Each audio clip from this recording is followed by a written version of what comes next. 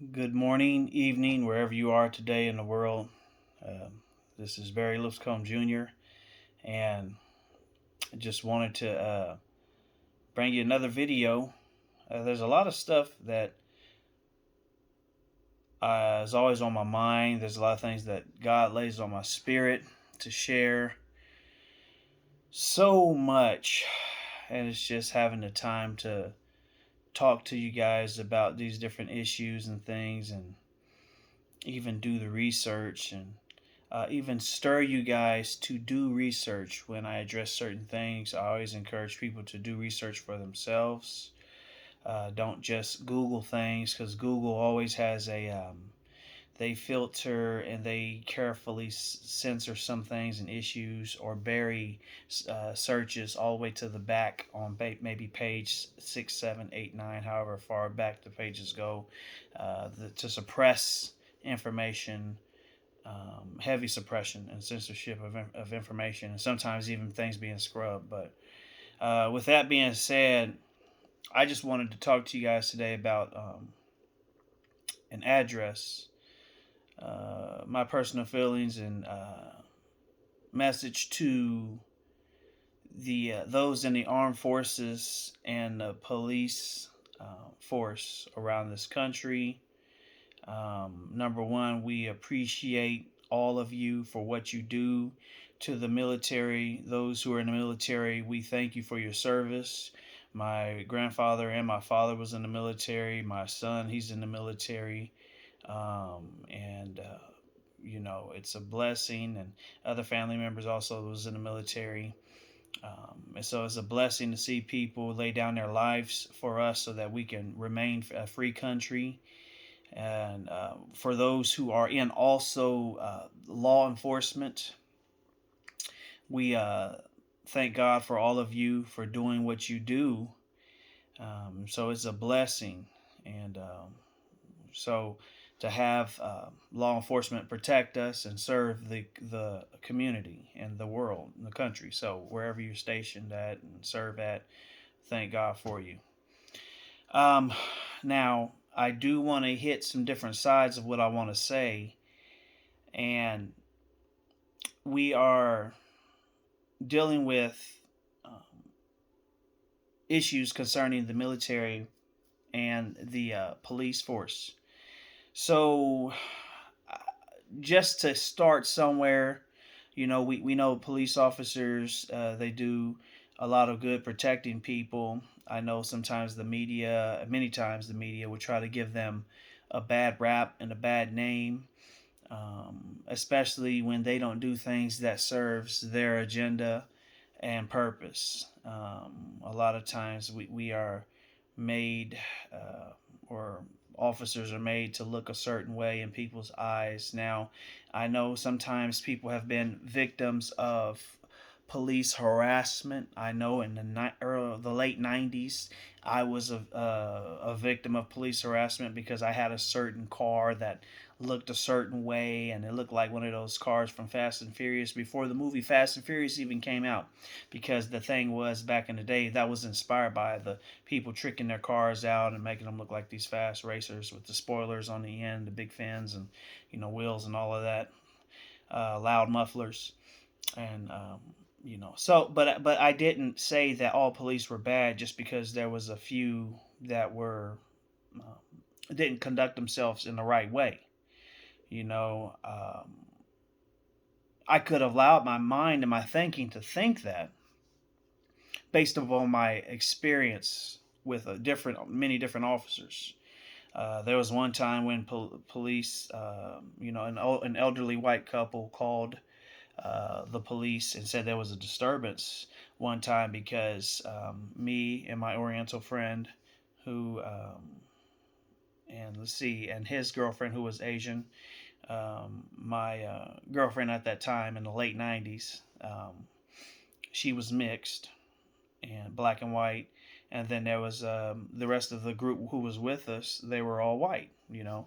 So what these police officers came by and did, they said, "Yeah, we just heard there was a disturbance," and we said, "There's no disturbance at all. We were just all getting ready to go down to this river festival and hang out and watch fireworks." And but you know, and they really didn't have to do nothing. But what they did was came just so they could feel important and like they wanted to do something.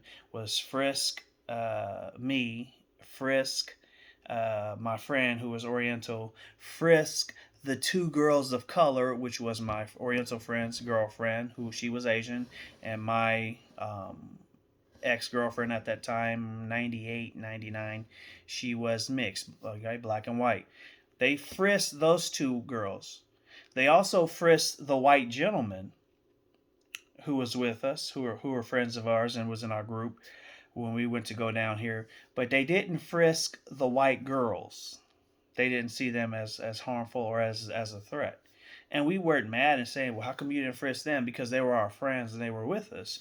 But we knew and saw then the stereotypes and the silent racism, you know, that was going on within the community. And then later on, it rose to the top, you know, that outcry of certain things that was going on around town, and they replaced with a black chief of police, and there was reformation within the police force. And I do believe there needs to be some reformation within some police forces. And there are some people who are police who don't need to be police officers because of their mental capacity and how they think. They may not have a crime or a blemish on their criminal record, no criminal history or whatever, but there's some other things about them that are kind of scary, which I've known a couple that really made me think, how are you an officer? But with that said, you know, we thank God for our police officers, and the Bible even tells us to respect those that are in government and in authority. But it's another thing when the government and those who are in authority, particularly in this subject, police officers that I'm addressing now, will abuse their authority. And when they abuse their authority and they operate in a manner that's unseemly, and I'm not talking about, you know, like the incident I just talked about, but I'm really talking about beating down someone for the sake of beating them down, planning evidence, false evidence when there was no evidence, lying and fabricating information and things like that, which it goes on all the time in the system because they can care less about some people. I've seen people like that. I know. Trust me. I know that I know. I have a friend who works in the law enforcement group. He was and also worked as a parole officer, and there was so much corruption that he had to quit. So trust me. So I'm not saying that all people are evil and bad. There's a lot of good people in there. So what we can't do is classify and put everybody in the same category just because there's some or a few bad apples. And you can say the same thing for preachers too. You know, there's some bad preachers, but every preacher ain't bad or money hungry just because there's a few out there that's asking for, you know, 10, $20 million mansions and living high off the hog and fleecing the crowd or the congregation, or, you know, preaching false doctrine. Not every preacher is out to get them or wrong or bad because of the few out there that may have burnt them or they saw or heard of. You see what I mean? So we can't throw everybody in the same pile. Now, there are um, you know, some police officers that when they are guilty of misconduct, and they should lose their badge, of course. And I mean, you know, one of them caught having sex with, you know, women on the street, prostitutes who they stopped, having sex with them, saying, you know, one Oriental gentleman actually who was an officer in Oklahoma said, "You will have sex with me," told him, or else you're going to jail. And he was convicted eventually. It caught up with him, and he went to jail for that. So there's a lot of evil behind the badge as well. Okay, but we still have to. We can't say we hate police and down with the police And yet, when we're in trouble, oh, we want to call the police. You see, it doesn't work like that. Now, um, people get mad when they say, oh, some people say blue lives matter. But you say, oh, blue lives matter, and you get mad. Well, cops' lives do matter. They want to go home to their families too. They have to provide a living. Now, again, I'm going to give you an example. We pray for our police officers. We at the other church we put on a dinner and gave them a policeman's Bible, and we prayed over them, and we work in close contact with them in the neighborhoods. But there is a example of two police officers in Galveston, Texas, just the other day. Um, Today's the 17th of March. Um, if I got my date right, March the 18th. And so they arrested a 65-year-old lady for not having a mask. And so you see, we're having these people that are. She wasn't doing nothing. She just went into the Bank of America, I believe, and she had no mask on because Governor Greg Abbott, dropped the mask mandate. And but these two police officers wanted to follow the orders of their radicalized mayor, because they wanted to still oppress people. And see, I'm not for police oppression. That's one thing I am against. And when police are trying to oppress people, treat elderly women and innocent people in an unseemly way, yeah, it's not good. And there should be some repercussions for that. And if a person is put in a position where they have no choice but to defend themselves from police brutality, it may not look good on camera, but if a person shows or seen to be standing up for themselves, it may be looked at as them resisting arrest, which in all actuality, they're trying to defend themselves from getting their brains beat out and put in a hospital. How many times have we heard of situations like that? I mean, we can't even count. Even this year, a woman got tased for sitting at the ball game outside, separated from everyone, didn't have a mask on. Police just came up, tased her. Didn't say, ma'am, you need to, didn't try to work with her and talk with her. Just got all super hyper aggressive on her. Or one's going on ticket writing sprees, when they know in their common sense mind, they know that you can't write someone a ticket over a mask. Every time you go to court, it doesn't stand and it doesn't hold up in court. And so you do see a lot of aggression because you have some officers, not all, some officers, keyword some, who are looking for action. They're looking for that moment. They're looking for that thrill. And so, you have this term after the George Floyd murder, where they wanted to defund the police. And I thought that was the stupidest idea ever, because when you defund the police, who else are you going to bring in? And yes, you will. So then in Minneapolis, what they did is they voted to defund the police, but now they have some private security group. Well, they're still policing. Are the people going to listen to, comply, and obey what they say? Probably not. Probably yes. Some will, some won't. But the thing is that you're still being policed.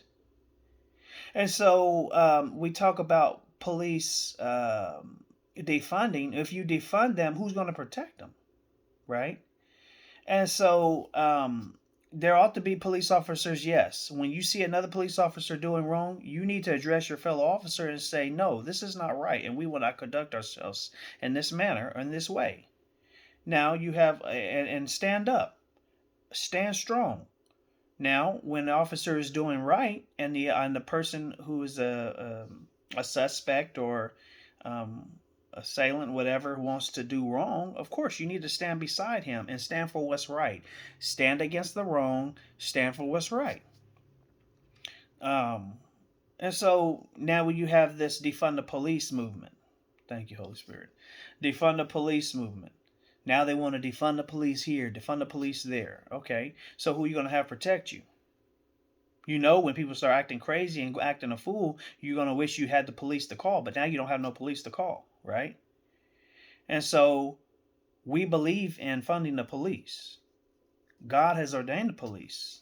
Um, now, when I see police officers going around tasing people, who are innocent, slamming grandmothers on the floor, arresting them, treating teenagers and minors who have done nothing just because they choose to gather together, or blocking people who come to have church outside, writing them tickets, and just acting like total tyrants, then I do consider and think, maybe we should defund the police. Or better yet, you know, maybe we should just get more stricter and harder on those who want to act out of character instead of giving them a slap on the wrist.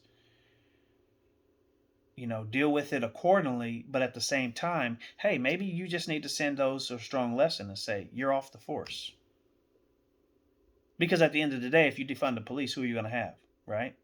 But it makes you wonder sometimes, maybe we need to defund if people act like this. If police forces, instead of protect and serve, they harass and assault, you know. But not every police officer is the same, okay? And now you have dealing with our men in armed forces, Marines, Navy, Air Force, Army, Space Force, Coast Guard. Looking at the Capitol events of January the 6th, there has been a narrative that has been really pushed, planned first, but pushed in the media to demonize those who are conservatives, constitutionalists, those who love life, guns, God, liberty, barbecue, and the whole nine. In one of the Communist Manifesto, in the Communist Playbook, and even Hitler used this, is to dress up like the opposition and to demonize them by way of media. Hitler had a gentleman, and I don't want to butcher his name, and you can research this yourself, who was over propaganda and media. And what he did was to draw a narrative, create a narrative, and play it out so hard to where it's instilled into people's minds, to where they literally believe that certain people that they're demonizing and trying to point attention and blame to are the enemy. And so this is what's happening today. They even dress up like those who they hate, wear their uniforms, their outfits, their paraphernalia, whatever, like Trump supporters, right?